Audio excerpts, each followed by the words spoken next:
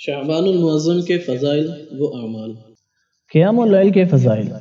ایک روایت میں تہجد کو فرائض کے بعد سب سے افضل نماز بتلایا گیا ہے، چنانچہ ارشاد نبوی ہے، فرض نماز کے بعد سب سے افضل نماز وہ ہے جو رات کے درمیان پڑھی جائے۔ حضرت ابو امامہ رضی اللہ تعالیٰ عنہ نبی کریم صلی اللہ علیہ وآلہ وسلم کا یہ ارشاد نقل کرتے ہیں، رات کے قیام یعنی تہجد کو اپنے اوپر لازم کر لو، کیونکہ یہ تم سے پہلے نیک لوگوں کا طریقہ ہے، تمہارے رب کے قرب کا ذریعہ ہے، گناہوں کو مٹانے والی اور گناہوں کو روکنے والی ہے۔ ایک روایت میں یہ بھی ذکر کیا گیا ہے کہ تہجد کی نماز جسم سے بیماریوں کو دور کرنے والی ہے۔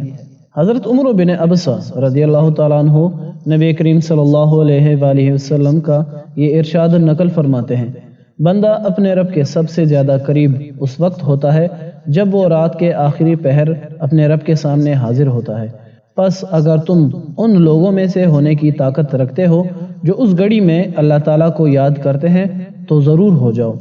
حضرت ابو سعید خدری رضی اللہ تعالیٰ عنہ سے مرفوعاً نبی کریم صلی اللہ علیہ وآلہ وسلم کا یہ ارشاد منقول ہے کہ 3 آدمی ایسے ہیں جنہیں دیکھ کر اللہ تعالیٰ خوش ہوتے ہیں، ایک وہ شخص جب وہ رات کو نماز میں کھڑا ہوتا ہے، دوسرے وہ لوگ جب وہ نماز میں صف باندھتے ہیں، تیسرے وہ لوگ جب وہ جہاد میں دشمن سے قتال کرتے ہوئے صف باندھتے ہیں۔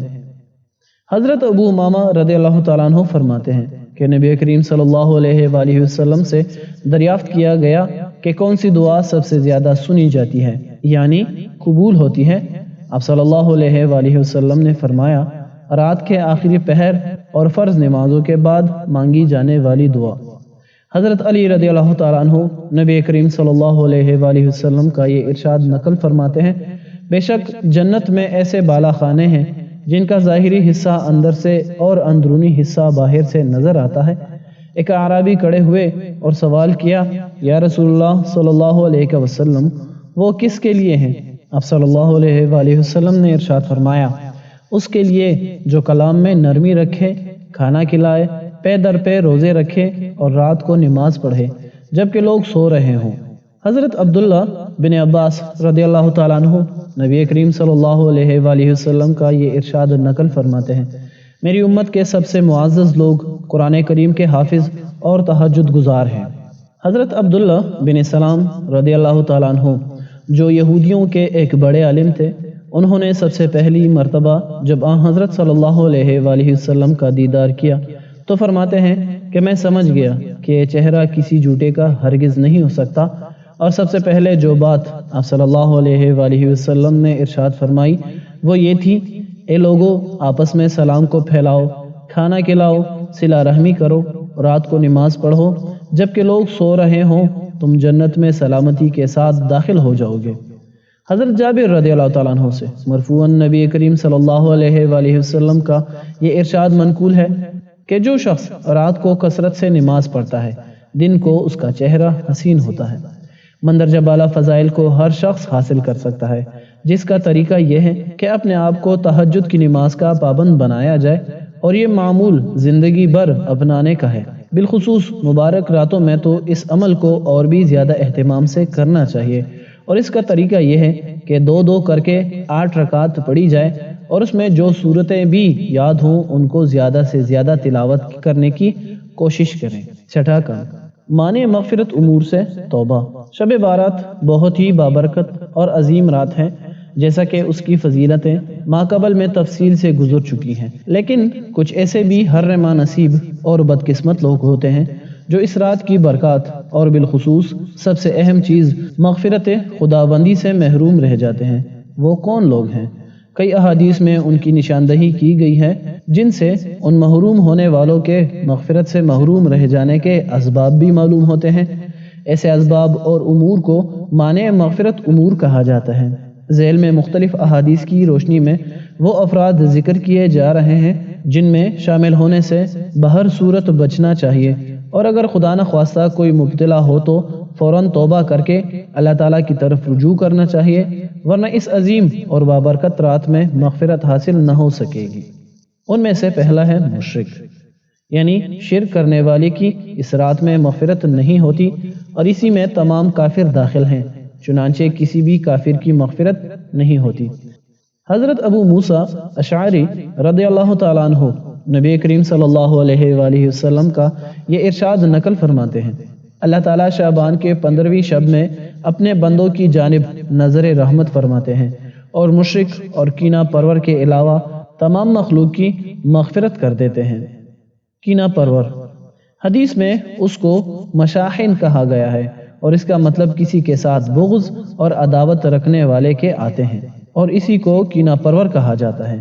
حاصل اس کا یہ ہے کہ دل میں کسی کی دشمنی کو لے کر اس کو نقصان پہنچانے کے لیے کوشاں رہنا کینہ کہلاتا ہے۔ حدیث کے مطابق ایسے شخص کی مبارک رات میں مغفرت نہیں ہوتی۔ ارشاد نبوی صلی اللہ علیہ وآلہ وسلم ہے، اللہ تعالیٰ شعبان کی 15ویں شب میں آسمان دنیا پر اپنی شان کے مطابق نزول فرماتے ہیں اور سب کی مغفرت کر دیتے ہیں سوائے وہ شخص جو شرک کرنے والا ہو یا وہ جس کے دل میں کینہ ہو۔ ایک اور روایت میں ذکر کیا گیا ہے کہ اللہ تعالیٰ شعبان کی 15ویں شب میں مومن کی مغفرت کر دیتے ہیں اور کافروں کو مہلت دیتے ہیں اور کینہ پرور لوگوں کو ان کے کینہ کی وجہ سے اس وقت تک چھوڑے رکھتے ہیں جب تک کہ وہ کینہ کو نہ چھوڑ دیں۔ کینہ سے بچنے کے لیے حدیث کے مطابق ایک بہترین دعا جس کا خوب اہتمام کرنا چاہیے، اے اللہ میرے دل کو ہدایت دے اور میرے سینے سے کینہ کو نکال دے۔ والدین کا نافرمان، والدین کے ساتھ حسن سلوک کو اتنی اہمیت ہے کہ اللہ تعالیٰ نے قرآن کریم میں کئی مقامات پر شرک سے منع کرتے ہوئے والدین کے ساتھ حسن سلوک کی تعلیم دی ہے۔ اس سے اس حکم کی اہمیت کا اندازہ لگایا جا سکتا ہے۔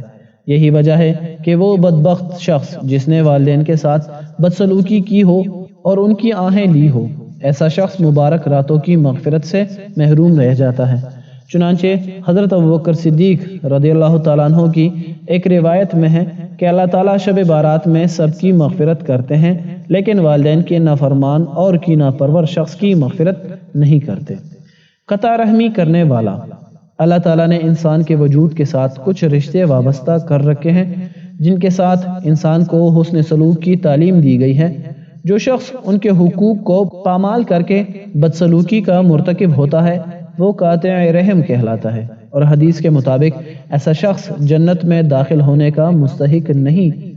ایک روایت میں آپ صلی اللہ علیہ وآلہ وسلم کا یہ ارشاد نقل ہے کہ جس شخص کو یہ اچھا لگتا ہو کہ اس کے رزق میں فراوانی ہو اور اس کی عمر میں اضافہ ہو، اسے چاہیے کہ صلہ رحمی کرے۔ مبارک راتوں میں بھی ایسا شخص اللہ تعالیٰ کی مغفرت سے محروم رہ جاتا ہے۔ اللہ تعالیٰ ایسے شخص کی طرف رحمت کی نگاہ سے دیکھتے بھی نہیں ہیں۔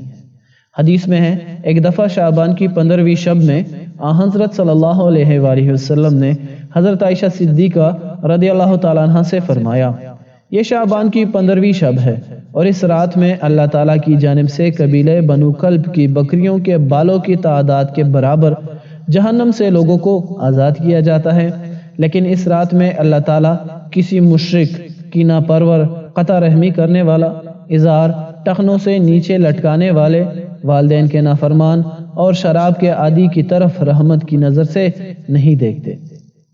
ازار ٹخنوں سے نیچے لٹکانے والا، شلوار کو ٹخنوں سے نیچے لٹکانا ایسا سنگین گناہ ہے کہ اس کا مرتکب بھی شب بارات کی فضیلت کے حصول سے محروم رہ جاتا ہے۔